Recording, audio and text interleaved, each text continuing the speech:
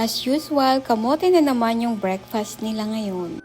Lagi nga palang kasama yung balad yan pag nagluluto tayo or pinapakain ko sa kanila kasi yung 90% ng nutrients daw is nasa balat.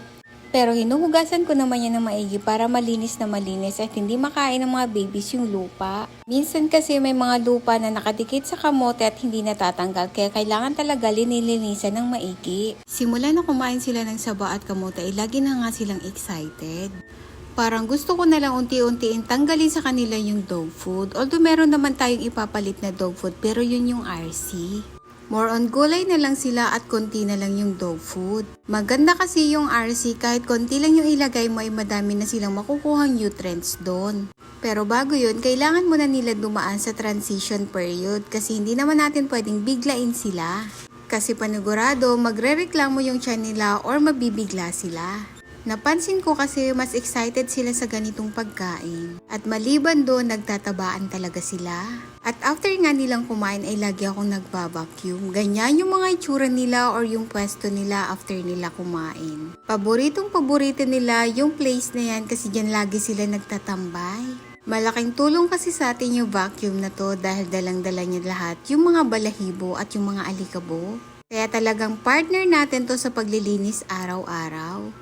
Napansin ko din na hindi siya ganun katakaw sa kuryente kasi based doon sa bill ng kuryente ay hindi naman ganun kalaki. Partida, araw-araw pa ako nagva-vacuum niyan, minsan 2 times a day pa. Kaya kahit gamitin ko siya araw-araw ay okay lang kasi hindi naman ganun kalaki yung konsumo niya sa kuryente. Perfect na perfect kasi to sa panlilinis sa bahay. Pwede mo siyang ipanlinis dun sa floor at pwede rin to sa wall. Kayang-kaya niyang dalhin talaga yung mga balahibo na nagsisidikitan kung saan man. Matagal na nga naming vacuum to nung nasa Manila pa kami kaya lang hindi ko ginagamit kasi nung first time na ginagamit ko ay nagtakbuhan sila.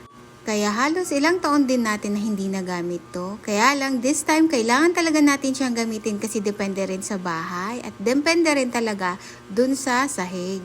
Kaya gamit na gamit talaga siya araw-araw. And after ko nga mag-vacuum ay ginagawa ko namang routine yung paglilinis dito sa cage ng mga babies.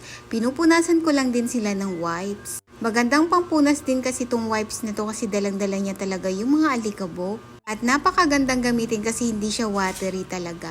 Paulit-ulit akong nag-o-order ng wipes na to kasi pwede sa lababo, pwede sa cage, pwede sa pang ceiling fan, pwede din pampunas sa mga babies. Halos all around, ito nga yung ginagamit ko na pampunas. Kasi after mong gamitin, pwede mo na siyang itapon. Hindi naman kasi ito mahirap gamitin. At isa pa, maliban sa napakarami ng sheets ay napakaganda din gamitin kasi napakamura lang din niya. Hindi kasi may iwasan na laging may alikabok dito sa bahay kasi nga malapit tayo sa daanan ng mga sasakyan. At syempre, hindi rin mawawala ang pampabango or pang-odor eliminator natin sa loob ng bahay kasi syempre may mga aso tayo kaya kailangan talaga natin na may pang-protection or may pantanggal panghe. Ang dami nga nating gamit na hindi nagagamit. Nakita ko nga tong inflatable bed kaya pinalobo ko na. At tingnan nyo naman yung mga babies tuwang-tuwa. Tingnan nyo naman si Simu. Kaya lang itong si Glitter ay nalaglag. Napakalapad ba naman niya? Nung nabili kasi itong inflatable bed na to ay 3 pa lang sila. Si Perkins, si Glitter at si Das. Maliit pa sila nun. Kaya lang this time madami na sila at malalaki na. Kaya tingnan nyo naman tong si Glitter. Yung kalahating katawan niya ay nalaglag na. Paano kasing hindi sila gugulong matataba na? Maliban dun inflatable pa yan.